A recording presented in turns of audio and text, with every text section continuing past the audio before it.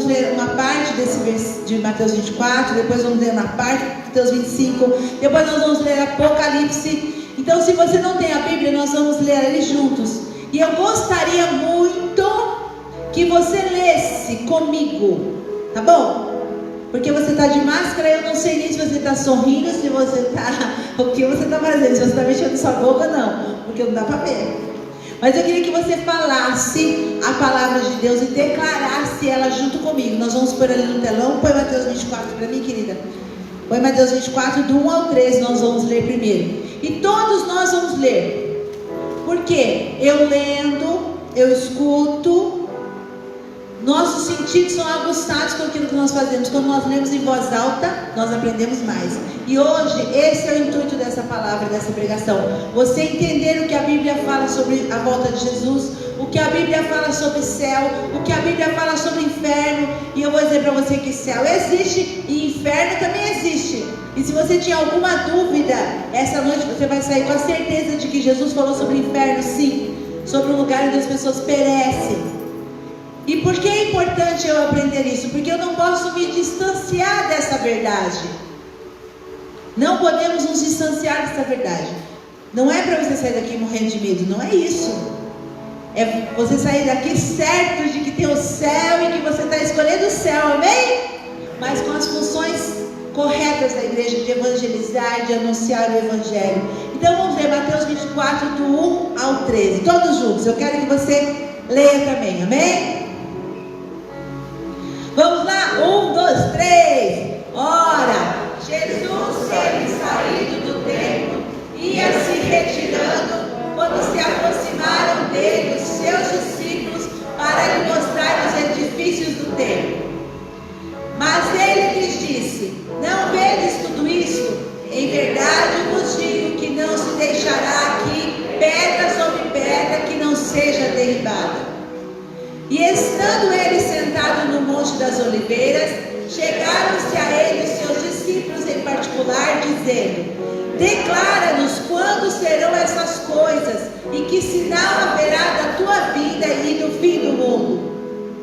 Respondeu-lhe Jesus: acautelai-vos que ninguém vos engane, porque muitos virão em meu nome, dizendo: eu sou o Cristo, e a muitos enganarão. E ouvireis falar de guerras, rumores de guerras. Olhai, não vos perturbeis, porque forçoso é que assim aconteça, mas ainda não é o fim. Porquanto se levantará nação contra nação, reino contra reino, e haverá fomes e terremotos em vários lugares. Mas todas essas coisas são o princípio das dores. Então sereis entregues à tortura, e vos matarão, e sereis odiados de todas as nações por causa do meu nome. Abre um parêntese aqui. Irmãos, esses dias não chegou ainda, né? Porque a igreja hoje em dia é bem amada. As pessoas gostam dos cristãos. E eles então vão envolvendo os cristãos de maneira que o mundo entre dentro das igrejas e as igrejas aceitem tudo o que o mundo tem. Mas vai haver um tempo, esse tempo está bem próximo, em que as pessoas vão querer mudar a doutrina da palavra de Deus, como já tem feito, e vão querer obrigar a igreja a seguir o que eles pensam. E aí então você vai ser odiado. Então você vai abrir a sua boca para falar que você é cristão, e você vai ser odiado, vai ser perseguido, até lá no seu trabalho. Você sabia disso? Não chegou ainda esse tempo, mas está muito perto. Porque já estamos sendo perseguidos por coisa que nós acreditamos. Já estamos sendo perseguidos, mas ainda é uma coisa muito leve. Mas daqui a algum tempo virão leis e seremos então perseguidos. A pergunta é: você vai perseverar até o fim? Vamos lá. Neste tempo, muitos hão de se escandalizar e trair-se uns aos outros, e mutuamente se odiarão. Imagina uma igreja que aceita as conformidades do mundo aí, e outra igreja que não aceita, e a confusão que isso vai dar entre os próprios cristãos. Igualmente hão de surgir muitos falsos profetas e enganarão a muitos. E por se multiplicar a iniquidade, o amor de muitos esfriará. Mas, vamos ler bem forte esse versículo, eu amo ele. Mas quem perseverar até o fim, esse será salvo. Você pôs aquela versão que eu falei para você pôr, amor? Ainda não. Então tá bom. E por se multiplicar a iniquidade, o amor de muitos esfriará, mas aquele que perseverar até o fim, esse será salvo. Amém? Então Jesus aqui fala do final dos tempos e fala do princípio das dores. Você já ouviu isso muitas vezes, mas eu quero dizer que o Espírito Santo está dizendo: fale de novo. Fale de novo, porque tem pregações da palavra de Deus que tem que ser repetidas muitas vezes, porque nós precisamos nós não podemos nos esquecer disso. Essa palavra hoje são coisas que você já ouviu e que você ouve muitas vezes, e principalmente nesse tempo de pandemia, você já ouviu muito isso. Já marcaram data para o mundo acabar, né? Tinha uma data agora no mês de março para o mundo acabar. Todas essas coisas acontecendo por causa da pandemia, por causa da mudança do mundo.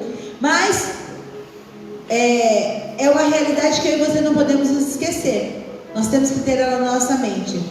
Jesus falou: esse tempo vem, ele vai chegar, e quando chegar, presta atenção, quando virem as guerras, esses dias atrás, Israel num tempo de grande guerra, a gente não tem noção do que o que acontece naquele lugar. Nós assistimos esses dias que está em Israel, mas ela nasceu aqui no Brasil, né? E ela fala, contando pra gente, que no período de 10, 11 dias, mais de 5.000 ou 6.000 mísseis foram lançados sobre Israel. É que Israel tem uma proteção antimíssil muito poderosa. E eles têm, então, ela mostrava pra gente os lugares, as casas com as suas proteções, os lugares onde eles vão se esconder quando começam a lançar os mísseis. Não morre ninguém em Israel. Você pensa assim, você vê isso na mídia: Israel acabou com os palestinos lá, a faixa de Gaza. Mas é que Israel é totalmente protegido. As pessoas sabem para onde elas têm que ir quando tem um ataque. Todas as casas têm um lugar de proteção. Então eles estão preparados para essa guerra. Eles estão preparados para qualquer guerra. Eles têm inimigos para todos os lados, e todo mundo ao redor de Israel quer destruir eles. E desse jeito eles estão vivendo há 70 anos, lutando pelo seu lugar, pela sua terra, e lutando contra os seus inimigos, e afugentando eles de toda maneira. Então são situações que nós não conhecemos, mas são guerras. E Israel vive nesse tempo de guerra continuamente, e faz parte isso, como disse. E aí é assim, irmãos, vai será assim. Mas o Senhor nos chama para perseverar até o fim. Perseverar na fé até o fim. Jesus mostra que vão vir falsos profetas, vão vir pessoas dizendo coisas. Jesus está ali, Jesus está acolá, mudando conceitos e preceitos da Bíblia, da palavra de Deus, que não podem ser mudados, irmãos. O pecado continua sendo pecado, e nós vamos pregar isso. E essa parte da Bíblia, dessa parte que Jesus fala que a igreja vai ser perseguida, a igreja vai ser perseguida mesmo, porque a igreja verdadeira, a igreja de Jesus, vai continuar dizendo que é pecado, vai continuar enumerando o pecado e dizendo que Deus abomina o pecado. E então ela será perseguida por essas coisas. Durante um tempo a igreja foi perseguida. Há períodos da igreja com perseguição, e há períodos da igreja, vamos dizer assim, de bem, o mundo de bem com a igreja. E eu vou dizer para você que a pior fase da igreja é quando a igreja, o mundo está de bem com ela. Porque quando o mundo está de bem com a igreja fica acomodada, a igreja já não ora mais, a igreja não fica armada. Sabe aquele soldado que está descansando? Não está com o escudo na mão mais, põe no chão, pega a espada, põe do lado. Todas as vezes que a igreja passa por essa fase de ficar de bem com o mundo, e todo mundo achar bonito ser cristão, a igreja acaba baixando a guarda. Ao invés de guerrear, como nós já pregamos outro dia aqui, ao invés de ir às portas do inferno, o diabo vem e vem dominando as coisas porque nós não fazemos a nossa função. Então, isso é a realidade. Esse tempo vem e eu e você precisamos estar preparados, porque a gente não sabe quando ele vem. E aí em Mateus 24, Mateus 25, Jesus fala, Mateus 24, essa passagem de Mateus, você vai ver, são vários capítulos falando sobre o reino de Deus e falando sobre como é o reino de Deus. Em Mateus 25, do 1 ao 13, do 1 ao 13 também, fala então que o reino de Deus é semelhante a 10 virgens que, tomando as suas lâmpadas, saíram ao encontro do noivo, do seu esposo. E aí ele então fala dessa posição da igreja como noiva que espera o noivo. E é dessa posição que eu e você não podemos nos retirar. Nós estamos à espera do noivo e não podemos nos esquecer disso. E não podemos fazer alianças com outras pessoas. Quando nós aprendemos um pouco sobre como era um casamento judaico naquela época, é interessantíssimo você olhar essa passagem, você entender o que ela é, quando você aprende como era um casamento judeu naquela época. O noivo vinha, se apresentava com o pai dele para a família da noiva, fazia, sabe o que é a nossa Santa Ceia? Fazia alguma coisa parecida com a nossa Santa Ceia, para dizer que ele estava pedindo ela em casamento. E fazia ali uma aliança e falava assim: eu venho te buscar. E quando é que o noivo vinha buscar? Aí a partir daquele momento a noiva era guardada, separada para o noivo. E sabe quando ela vinha buscar? Quando o pai dele dissesse que era a hora dele vir buscar. Você vê alguma semelhança na Bíblia que diz quem é que vem buscar a noiva? Porque ele ia para casa, e aí, hoje em dia as pessoas não fazem muito esses planejamentos, né? Mas ele ia lá construir a casa dele, ele ia lá construir o lugar para onde ele ia passar a lua de mel, e aí o pai dele dizia: tá pronto, agora você pode buscar a noiva. O pai tinha que dar um aval para o noivo e dizer: agora, isso que você fez, que você construiu para sua noiva aqui, está pronto, você pode buscá-la. E quando o noivo acontecia isso, você vê aqui nessa passagem aqui de Mateus 25, fala assim: e tardando o esposo no tosquenejar, dormir e adormecer, mas à meia-noite ouviu-se um clamor, que dizia assim: aí vem o esposo, vamos ao encontro dele. Era exatamente isso que acontecia. A noiva se separava com algumas amigas, como que fala, dama de companhia, como é que chama isso aqui?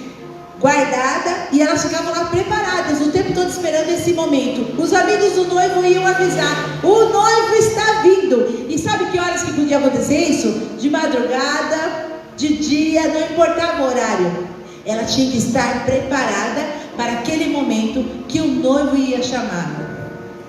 E aí havia um barulhão. O bairro, né? A vila toda se alvoroçava, porque casamento era assim naquela época, né? Não precisava escolher, todo mundo participava, né? Hoje em dia tem. Hoje não pode nem convidar direito as pessoas mais. Mas todo mundo se levantava, e então vinha o noivo com os seus amigos, com aqueles que estavam produzindo ali o casamento, e vinham retirar a noiva. A noiva tinha que estar preparada. Então tudo isso era uma coisa que acontecia. Ela estava esperando o noivo, ansiosa, e ela deveria estar preparada. Aí aqui a Bíblia fala que como elas deveriam estar preparadas? Com as suas lâmpadas. Elas tinham que ter azeite nas suas lâmpadas para o tempo necessário da espera. E nós sabemos que esse azeite hoje representa o Espírito Santo de Deus nas nossas vidas. Nós não espera do noivo sem o Espírito Santo. Domingo passado nós tivemos um culto aqui abençoado do Pentecostes, maravilhoso. O Espírito Santo se fez presente, mostrando que Ele está aqui para nos encher, para nos fazer transbordar. Mas aqui é claro que é necessário ter o azeite. E o que acontece com aquelas 10 virgens? 5 tinham azeite, 5 não tinham. 5 as loucas não tinham o suficiente. E as loucas disseram às prudentes: dai-nos um pouco do seu azeite, porque as nossas lâmpadas vão se apagar. Mas as prudentes responderam, dizendo: não seja caso que nos falte a nós e a vós. Ide antes aos que vendem e comprai para vós.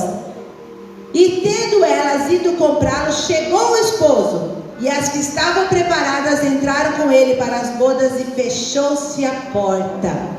E depois chegaram também as outras virgens, dizendo: Senhor, Senhor, abre-nos. E ele respondeu: em verdade vos digo que não vos conheço. Então Jesus termina aqui: vigiai, pois, porque não sabeis o dia nem a hora em que o Filho do Homem há de vir. Não sabemos o dia nem a hora em que Jesus vem. Por isso temos o Espírito Santo para nos ajudar nessa caminhada. Jesus foi claro aqui: a igreja, a noiva, não sobreviverá se não tiver o Espírito Santo. Essa lâmpada não pode se apagar dentro de você. Eu tenho dito isso, e meu filho, minha neta escutam isso de mim todos os dias. Quando nós nos reunimos para orar, eu falo para eles assim: Nicolas, Marjorie, vocês têm que ter experiências com Deus muito maiores e mais firmes dos que a Bia teve, a Gabi teve e eu.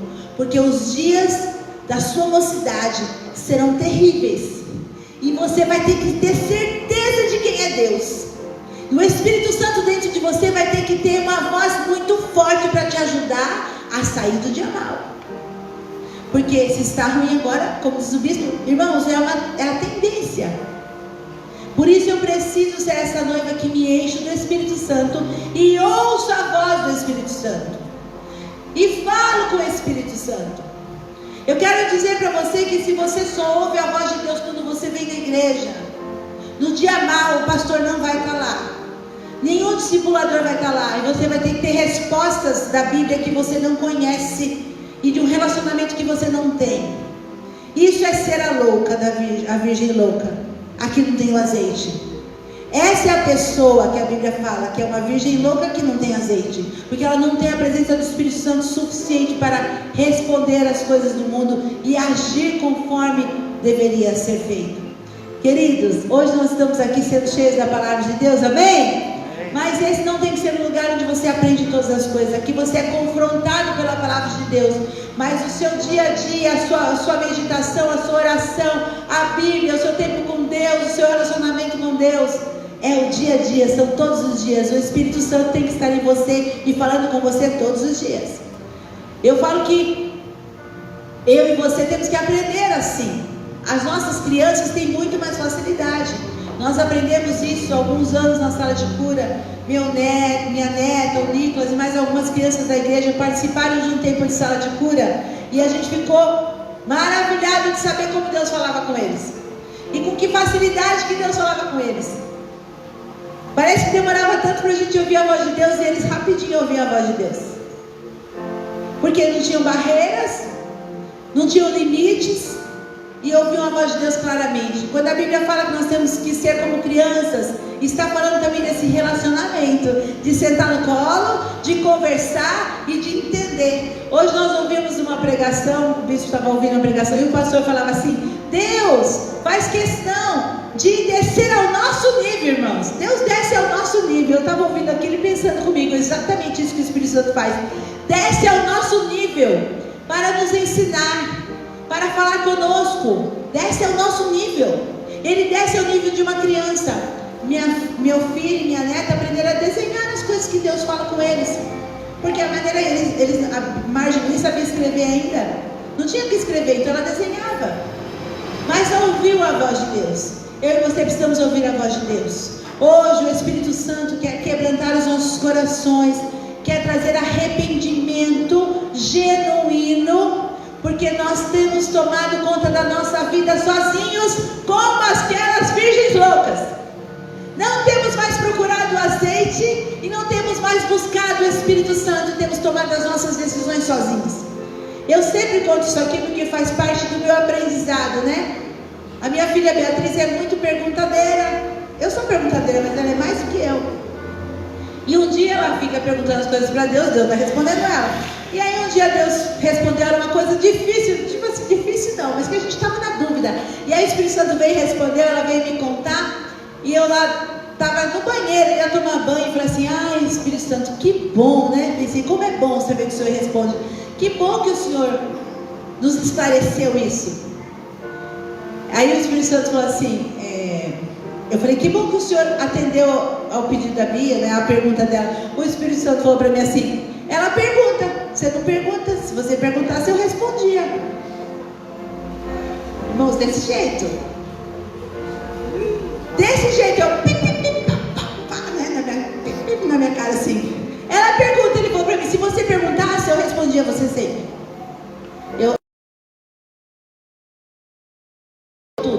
Pergunto de tudo. O Espírito Santo me responde mesmo. Responde com clareza e no jeito que eu consigo entender, na maneira como eu consiga compreender.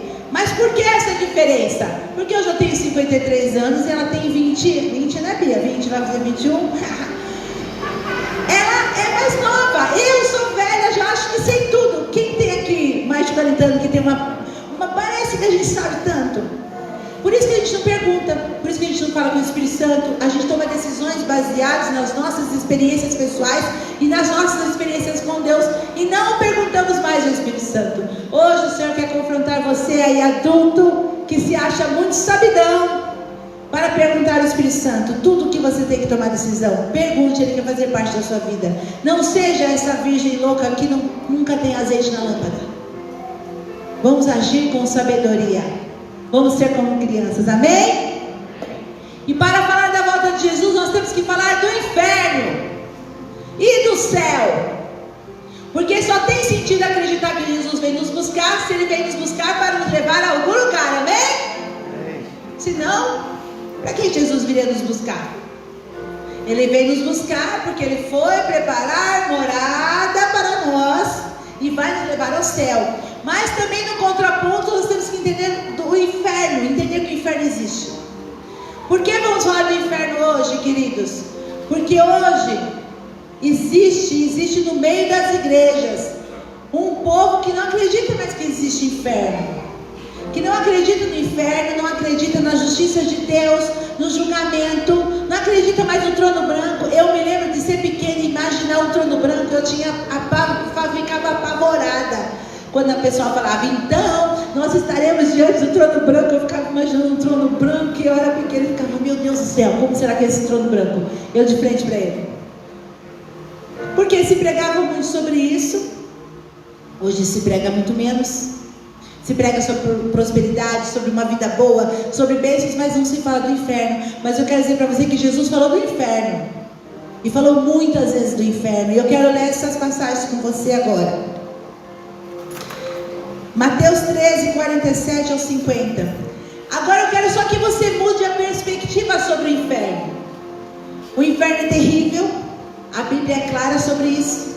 Lugar de dor, de ranger de dentes, de sofrimento. Mas o pior sofrimento que eu quero que você se lembre que é o inferno, é que quem for para o inferno estará eternamente separado de Deus. É este o pior sofrimento do inferno. Não tem outra oportunidade. Eternamente separado de Deus. Como o céu é o lugar onde nós estaremos eternamente com Deus. Aleluia! Servindo a Ele, sendo sem nenhuma tristeza, sem nenhuma lágrima, sem nenhuma dor. Aleluia! Mas o inferno é esse lugar eternamente separados de Deus. E eu e você precisamos nos lembrar disso. Lá em Mateus 13, 47 ao 50, Jesus fala bem sobre separação entre bons e maus. Olha aqui comigo. Vamos ler bem alto. 1, 2, 3. O reino dos céus é ainda semelhante a uma rede que, lançada ao mar, recolhe peixes de toda espécie. E quando já está cheia, vocês estão lendo comigo? Os pescadores arrastam-na para a praia e, assentados, escolhem os bons para os cestos e os ruins deitam fora. será na consumação do século. Sairão os anjos e separarão os maus dentre os justos, e os lançarão na fornalha acesa, e ali haverá choro e ranger de dentes. Jesus está explicando isso, é o reino dos céus. Há separação entre os bons e os maus, e há um lugar para os bons e um lugar para os maus. Lucas 13, do 1 ao 5. Não, desculpa. Mateus 5, 29 e 30. Mateus 5, 29 e 30. E olha só o conselho que Jesus dá. Presta atenção nesse conselho que é muito importante. 1, 2, 3. Se o teu olho direito te faz tropeçar, o que você faz? O que está escrito para fazer? Arranca-o e lança-o de ti, pois te convém que se perca um dos teus membros e não seja todo o teu corpo lançado no inferno. Próximo versículo. Se a tua mão direita te faz tropeçar, corta e lança de ti, pois te convém que se perca um dos teus membros e não vá todo o teu corpo para o inferno. Jesus é claro aqui. É melhor você abandonar nessa vida as coisas que te impedem de ir para o céu do que você ir todinho para o inferno. É melhor você deixar aqui os seus prazeres, o seu pecado, os seus desejos, do que você inteiro ficar no inferno. Então Jesus está aqui falando, tem inferno sim. E se eu e você não tomarmos cuidado, nós vamos inteiro para ele. É melhor. Aqui fala de situações, de decisões que nós precisamos tomar, de escolhas que precisamos fazer para viver nessa vida e alcançar a eternidade com Deus. Agora Lucas 13, do 1 ao 5. Sem arrependimento todos nós vamos perecer. E naquele mesmo tempo estavam presentes ali alguns que lhe falavam dos galileus, cujo sangue Pilatos misturara com seus sacrifícios. E respondeu Jesus, disse-lhe: cuidais vós que esses galileus foram mais pecadores do que todos os galileus, por terem padecido tais coisas? Não, vos digo, antes, se não vos arrependerdes, todos de igual modo pereceis. Porque eu fiz questão da gente ler esse versículo, porque a gente de verdade acha que o bandido, o homicida, o tranqueira vai para o inferno. Mas aquele vizinho meu bonzinho, que não recebeu Jesus, não vai para o inferno. A gente pensa assim. É Lucas 13, do 1 ao 5. E aqueles 18 sobre os quais caiu, aí ele fala uma outra situação. E aqueles 18 sobre os quais caiu a torre de Siloé e os matou, cuidais que foram mais culpados do que todos quantos homens habitam em Jerusalém? Não, vos digo, antes, se não vos arrependerdes, todos de igual modo perecereis. Todo aquele que não confessar Jesus Cristo como seu Senhor tem um bilhete do inferno, de ida para o inferno. A Bíblia fala que Jesus rasgou a cédula da nossa dívida. Aleluia! Quando nós reconhecemos, imagina se tem um bilhete comprado para o inferno, uma cédula ali, está escrito seu nome, e tem um lugar para você lá. Mas quando nós reconhecemos Jesus como nosso Senhor e Salvador, essa cédula, esse bilhete é rasgado pelo poder do sacrifício de Jesus. Aleluia! Somos livres, somos libertos. Não há mais maldição nas nossas vidas. Tudo é quebrado por esse poder, pelo poder do sangue de Jesus. Mas é preciso confessar o nome de Jesus. Porque senão, Jesus fala assim, porque presta atenção, o homicida, o estuprador, ou qualquer pessoa que você pense que fez uma coisa muito ruim para você, que não conhecer Jesus, vai para o inferno. Mas aquela pessoa boazinha que faz doações, que cuida de crianças nos orfanatos, aquela pessoa que você acha que é a melhor do mundo, se não conhecer Jesus, também vai para o inferno. Por quê, irmãos? Porque nós catalogamos pecados e colocamos em graus e fazemos esse tipo de coisa na terra. E existem consequências maiores e menores para as coisas que nós fazemos mesmo. Mas aqui fala de um arrependimento genuíno, um reconhecimento de que somos pecadores e que a morte é o nosso salário, e a única coisa que nós tínhamos definido nessa vida quando nós nascemos é que íamos morrer e perecer. Quando você nasce, a única coisa que tem certo é que você vai morrer e perecer. Mas se você reconhecer Jesus como seu Senhor e Salvador, então somos ligados novamente a Deus. Amém. Então é certo, porque o salário do pecado é a morte. Então é certo, a morte é a coisa mais certa dessa vida. Quando a gente nasce, é a coisa mais certa, morte, porque é o salário do pecado. Mas em Jesus nós somos remidos e salvos, e então Ele nos liga a Deus, e nós temos a oportunidade novamente do céu. Então eu preciso entender que todos perecerão se não houver um arrependimento genuíno. Nessa passagem você lê Lucas, Jesus estava falando antes, ele cita várias coisas, ele fala de mentira, ele fala de adultério, mas tem uma coisa importante que eu quero falar, que Jesus fala aqui sobre a falta de perdão. Porque então a gente faz isso, o bandido tem que pedir perdão, o homicida tem que pedir perdão, mas eu tenho que liberar perdão. Mas eu não entendo que eu não perdoar as pessoas é pecado.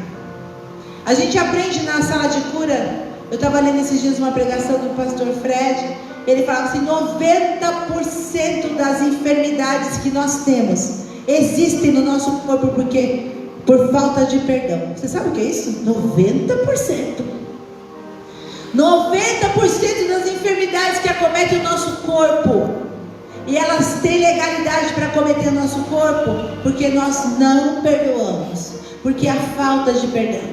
A falta de perdão é a maior causa de enfermidades no nosso corpo carnal, mas também é a maior causa de bilhete comprado para o inferno. Posso falar assim? Porque a gente quer que as pessoas nos perdoem, mas a gente não quer liberar o perdão para elas, e nós achamos que que todo mundo nos deve, mas a gente não deve ninguém. Todo mundo me deve, todo mundo me maltrata, todo mundo, mas eu não. Eu sou bom, eu trago ofertas, eu trago dízimo, eu venho à casa do Senhor, eu abençoo as pessoas, eu.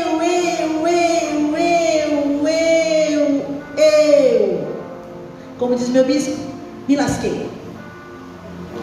Quando eu fico no se lascou, irmão.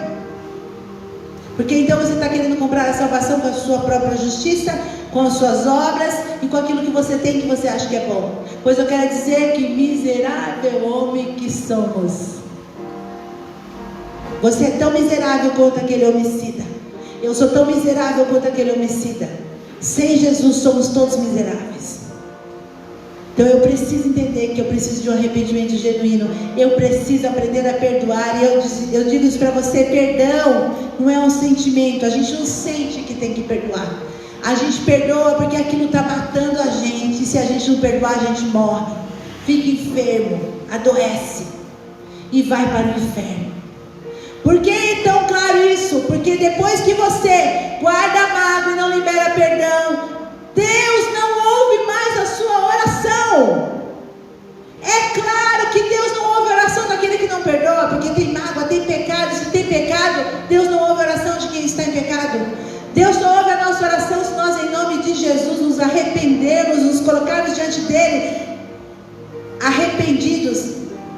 Somos limpos. Amém? O sangue de Jesus nos purifica. Então Deus passa a ouvir a nossa oração. Mas a oração do Pai Nosso é muito clara. Pai, perdoa-lhes como? Perdoa-me como? Que fala sobre as dívidas. Assim como eu perdoo as pessoas. Então, se você não perdoa ninguém, a sua oração não é válida para Deus. E nisso as pessoas vão: mas eu tinha razão, mas eu tinha direito, mas eu era o certo e ele era o errado. Irmãos, eu gosto muito de falar isso porque eu aprendi isso. Jesus abdicou do direito de ser Deus para morrer no meu lugar. Então, eu e você não temos direito a nada. Se Jesus, sendo Deus, abdicou do trono e da glória dele, quem sou eu para falar de direito? Quem é você para falar de direito? Ele abriu mão do seu direito de Deus poderoso no lugar de glória, para que eu e você pudéssemos estar novamente ligados a Deus. E aí você não quer abdicar dos seus direitos e faz da sua casa um inferno, e faz da sua família um inferno, porque você tem direitos.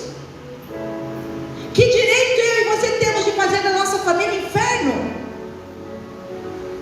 Das pessoas do nosso, a vida das pessoas do nosso redor um inferno? Que direito eu tenho de viver os meus prazeres e prejudicar a minha família? Que direito eu tenho de beber todas e chegar na minha casa espancando a minha mulher e os meus filhos e batendo na porta? Que direito eu tenho de gastar o dinheiro da comida da minha casa, da minha família, dos meus entes, das pessoas que eu sustento com coisas que eu não devia?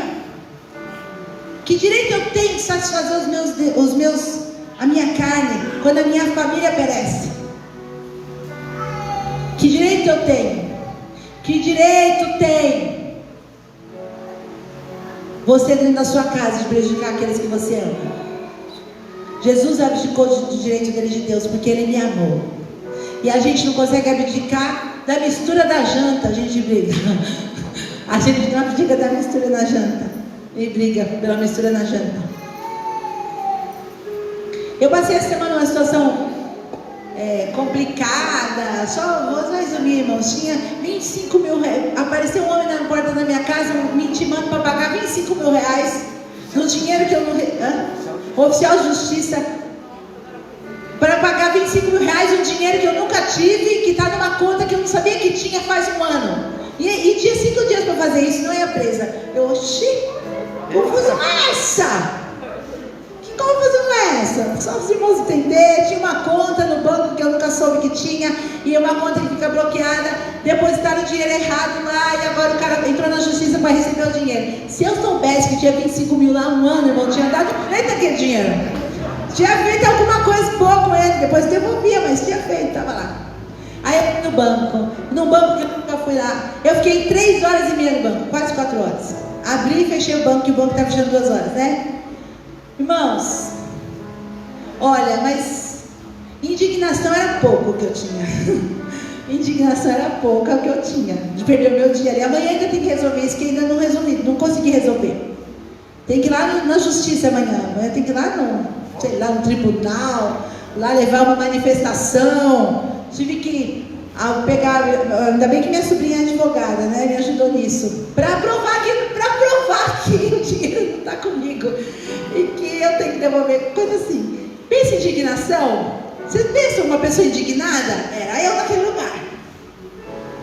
Fiquei 3 horas e meia sentada, acabou a bateria do celular, não consegui trabalhar direito, e eu querendo pegar uma pessoa pelo colarinho. Você já ficou nessa situação? Mas eu olhava todas as pessoas do banco e eles não tinham culpa. Quem que eu ia pegar pelo colarinho? Eu não. Eu queria pegar alguém pelo colarinho. Seu marido pensou que você tinha ido embora. O Hermes achou que eu tinha fugido com o dinheiro, porque eu falei, se eu tiver 5 milhões lá, acho que eu vou fugir. Se tiver 5 milhões, eu mando depois o endereço de onde eu estou. Se tiver uns 5 milhões lá, eu mando o endereço depois. Aí o meu amigo do trabalho, que nada, Marol, vai ter 100 mil de dívida. Eu, pelo amor de Deus, não faz isso. Vai ter 5 mil, ficamos brincando essa história.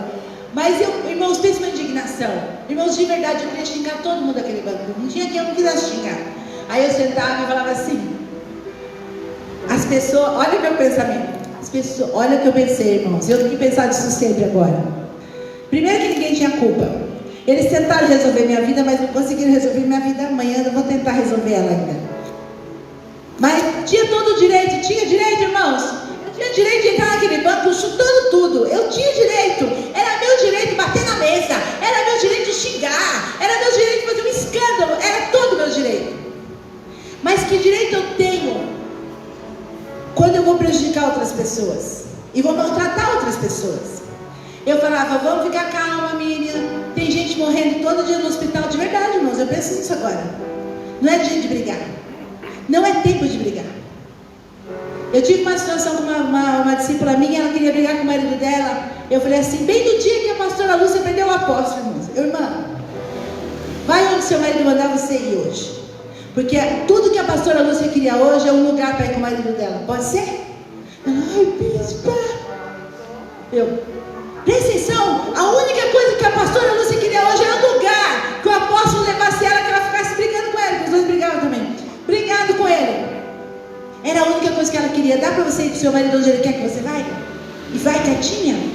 Ela depois, ai, bispa, você fez aquela cara de aqui. É a realidade, irmãos. Eu falava, não vou brigar porque tem gente aqui que tinha... E um banco, irmãos, eu vou contar para vocês. O mais novo que entrou naquele banco tinha 70 anos. O mais novo que tinha 70 anos.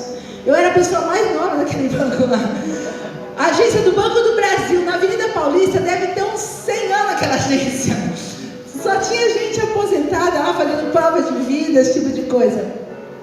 Por que eu estou falando isso para vocês? Porque foi uma situação de indignação em que eu tinha todo o direito. Mas eu quero dizer para você, abdicar do seu direito de brigar na sua casa, amém? Abdicar do seu direito de achar que é dono de tudo. Abdicar do seu direito de achar que você tem que ter todas as coisas melhores. Que tal você abdicar desses direitos todos e servir as pessoas? Como Jesus fez. Jesus deixou de ser Deus para servir eu e você. Lavou os pés dos discípulos para mostrar que é assim que nós vivemos a nossa vida. Servindo as pessoas e abdicando desse monte de direito. E apenas servindo e amando as pessoas. Eu quero passar um vídeo para vocês. Já vamos...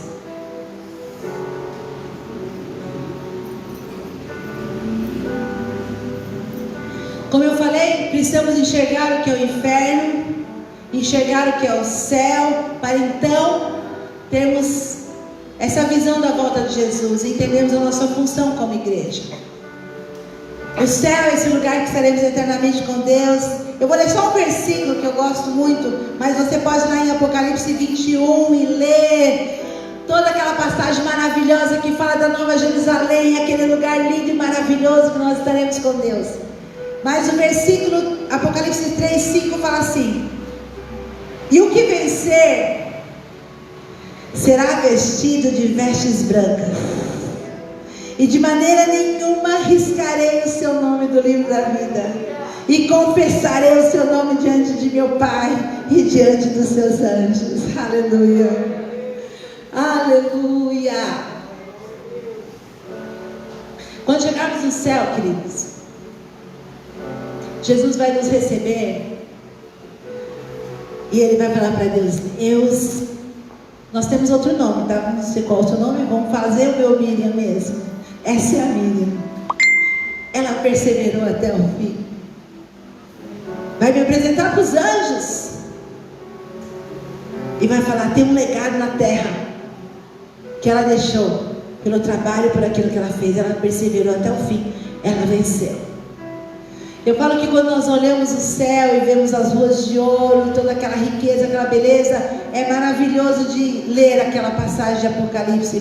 Mas eu falo que a coisa mais maravilhosa é pensar que Jesus vai me apresentar para Deus, e vai falar meu nome, e vai falar o que eu deixei, e falar assim, ela perseverou até o fim. Vai me dar vestes brancas, vestes novas, um novo nome. Estaremos eternamente junto com Deus. Aquele que perseverar até o fim será salvo. Eu quero passar um vídeo para vocês que eu passei na minha aula de... Acho que eu já até passei aqui uma vez. Apaga a luz para mim. Eu quero que você entenda que o Espírito Santo, como eu falei para vocês, o Espírito Santo de Deus desce ao nosso nível para nos ensinar, amém?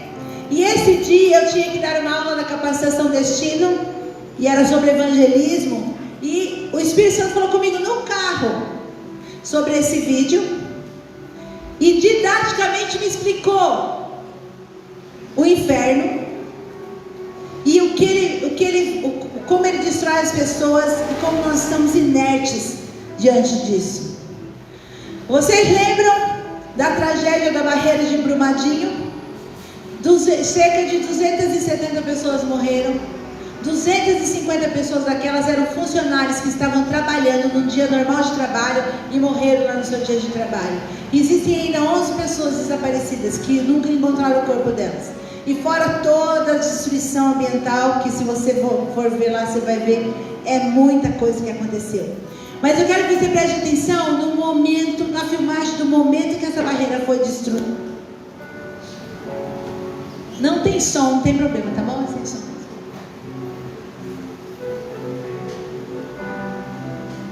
Acho que já começou, travou, o que aconteceu aí? Começa de novo. Foi agora.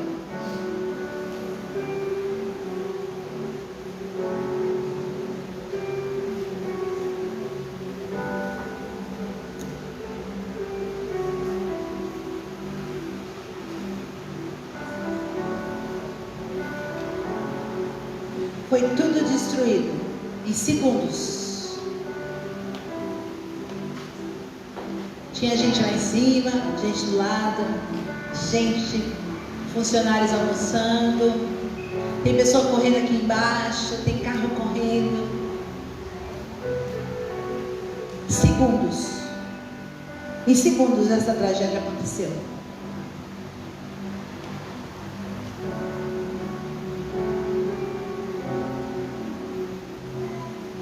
Aí dá para ver lá um trem que depois é arrastado, toda aquela lama chegando lá por cima, ó, levando o trem. Aí depois o trem para que começa, e como uma larva de um vulcão, né, que vem assim.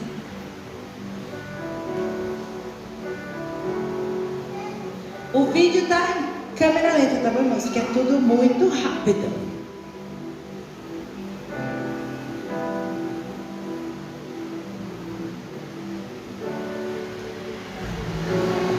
Eu li aquele carro branco lá que tá para um lado para o outro perdido. Eu li que o cara sobreviveu. Um milagre do milagre do milagre, ele sobreviveu. Aqueles três vieram por baixo do carro dele, jogaram o carro dele para cima e ele ficou por cima da lama e conseguiu sobreviver. Mas olha só a destruição, em segundos não tinha o que fazer.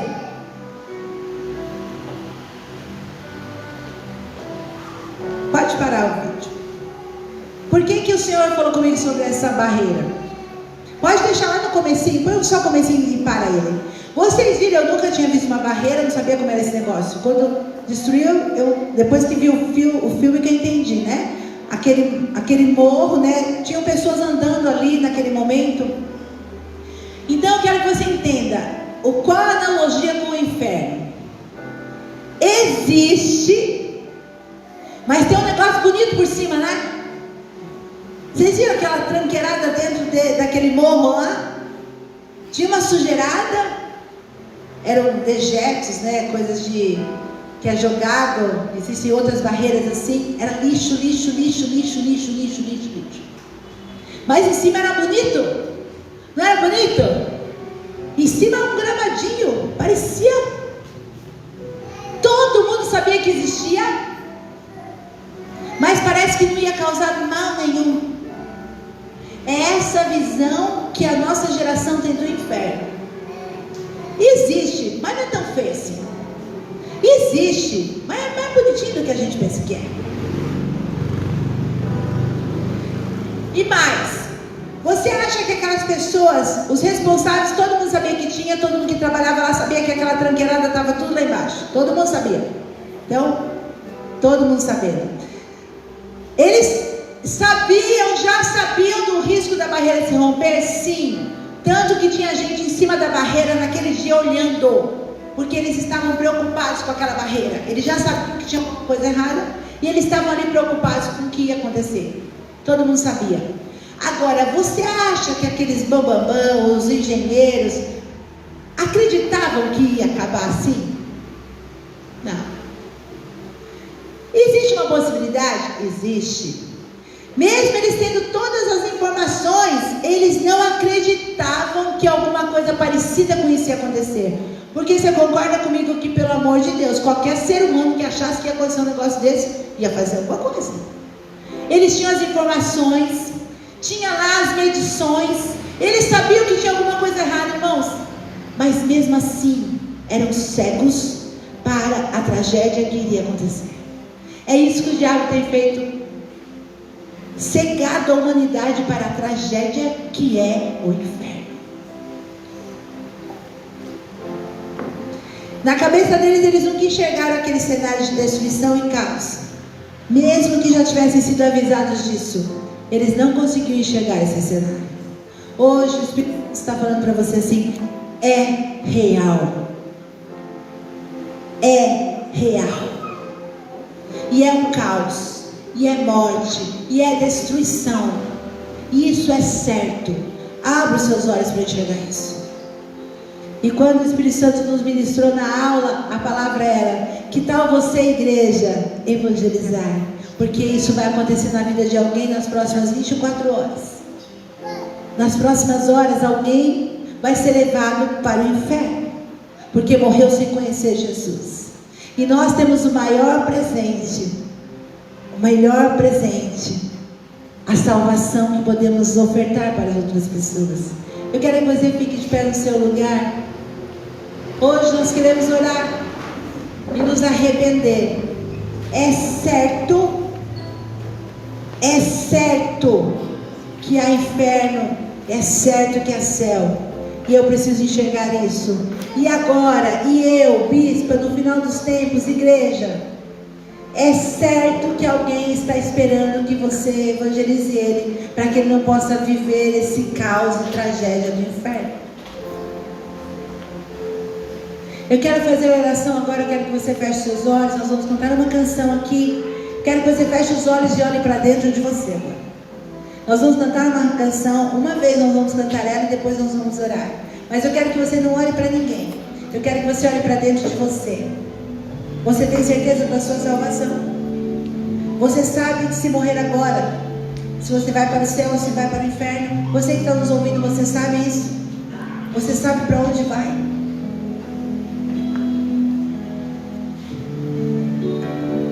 Você sabe para onde vai? É certo que existem dois lugares: céu e inferno. Eu não posso me esquecer disso. O diabo tem plantado esse inferno bonitinho, ó, gramado verde. Gramado verde. Não parece que tem nada errado. É isso que o diabo tem feito. E a nossa geração é a geração mais cega para isso. Porque o mundo está bom, porque a gente tem prosperado, tanta coisa tem acontecido. Mas eu quero dizer para você que se você não tem certeza da sua salvação hoje, é dia de consertar. Como o nosso bispo fala todo dia, nunca teve tão fácil morrer. Nunca teve tão fácil morrer. Eu tenho um amigo do trabalho que morreu em um dia ele estava trabalhando. No outro dia ele não trabalhou. O irmão dele foi buscar ele em casa 2h da tarde. Chegou no hospital, ele teve 3 paradas cardíacas e morreu. Ele estava com Covid, não sabia a gravidade, não se cuidou. No outro dia, as pessoas viram no Facebook, o RH ia ligar para perguntar onde ele estava, porque ninguém sabia o que tinha acontecido. Em 2 dias o cara já tinha morrido. Então nunca teve tão fácil morrer. E a morte é essa tomada, a morte é esse limite da nossa decisão de céu e inferno. A morte vai delimitar isso na nossa vida.